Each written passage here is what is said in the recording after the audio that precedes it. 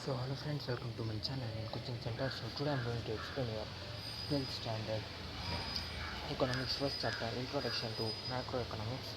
So let us know micro and macroeconomics definition deals with and methods and variables. So definition of microeconomic is it is a branch of economic that studies the economic variables at an individual level like household, firm, consumers, etc. And macro is it is the branch of economic that studies the economic variables of an economic as a whole. It studies about all, but this macroeconomic studies about only individual levels like household, the firm. Next deals with microeconomic it deals with the how consumers or the producers make decision depending on their budget and other variables. In macroeconomic it deals with how different economic sectors like household, industries and other government and foreign sectors make the decision. So whole economic how it make decision is macroeconomic deals. In micro only how that company, their producer and consumers how they take decision about their budget and other variables. Only that about that the microeconomic deals with. And macro it deals about whole economics, how much how a foreign or a government deals with how they take the decision. Next is method of macroeconomics is the method of partial equilibrium or one market is used. In this microeconomic only one market is used. The method of general economic, all the market is used in the macroeconomics.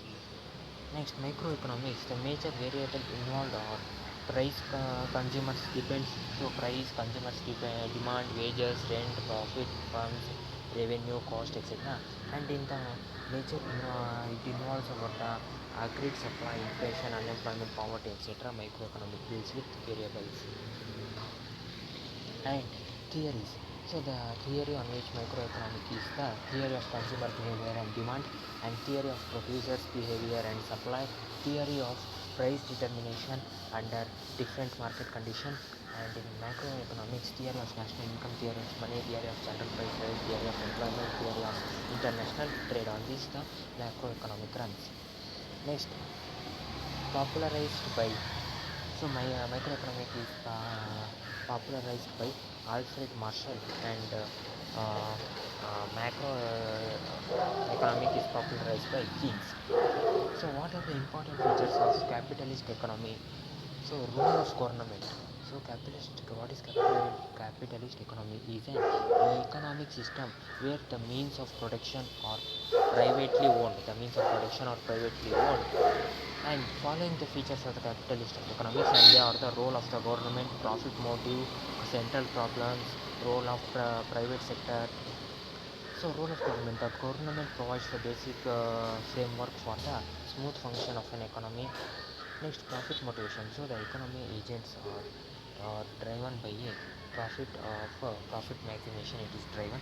And central problems. The central problems of an economy are solved by the market force of demand and supply. And role of private sector.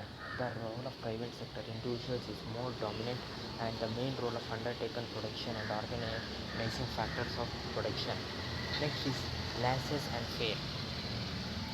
So the economy is also called as laissez-faire. It has a minimum interference or register for or justification from the government. So describe the four major sectors of the economy according to the macroeconomic point of view. The four major sectors are: one is the household, firms, government, and external sector. So household buy goods and services for consumption and also supply factors of production like land, labor, capital, and entrepreneur. Household provide the market for the output of the firms. So for the output of the firms, they supply the market. Next, firms are economic units that carry out the production, the employ and organize the factors of production and undertaken production process for the motive of profit making. They make all this. Next is government. So state government provides law and order, maintenance of growth, stability, and provides administrative services for the uh, company. And the main motivation of the government is to undertake development projects like dams, roads, and other thing. And the government invests the education, health sector, and provides these services at a good price.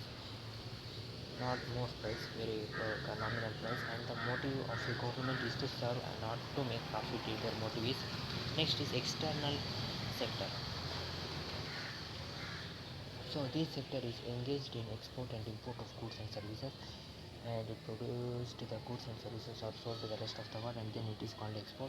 And if the goods and services are purchased from the rest of the world, then it is called as import. As you know this, about this you have learned in your lower classes. Next is let us know about the Great Depression in 1929, and this also the question asked in our final exam. So the Great Depression was a severe economic crisis that started in the year 1929 in the whole world.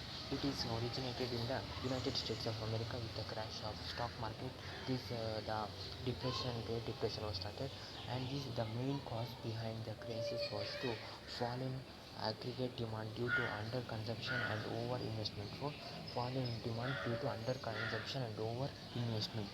Due to underconsumption and over investment, the stock of the finished goods started pulling up. The stock of the goods that is finished, it started pulling up, which resulted in low price level. That they were selling for low price and consuming the low profit level. They were getting low profit, and the money in the economy was converted into unsold stock. So the money was converted into unsold stock of finished goods, and that led to the acute fall in employment because they were not selling the goods. How they can pay the money for them? They were not getting money for the company only.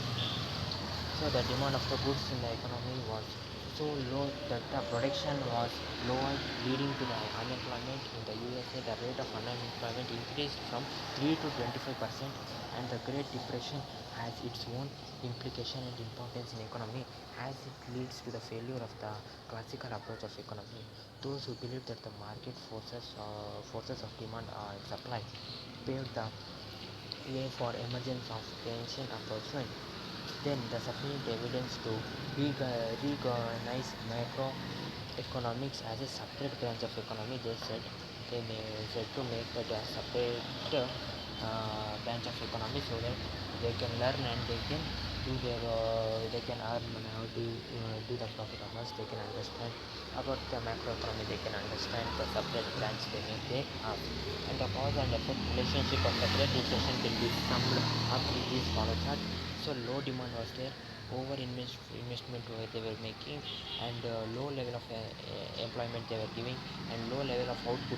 No more goods were supplied, and low income was there, and low demand was also there for their products. So these are the problems that happened with the Great Depression. In the Great Depression, so their unemployment increased in 1929. So okay friends, this was your chapter, the introduction to macroeconomy. So I think you understand this chapter. So okay friends, like to comment on me and subscribe my channel. Could you set up for more videos? I will see you in my next video explaining the another chapter of economics. Till then, take care. Have a nice day. Bye my dear friends.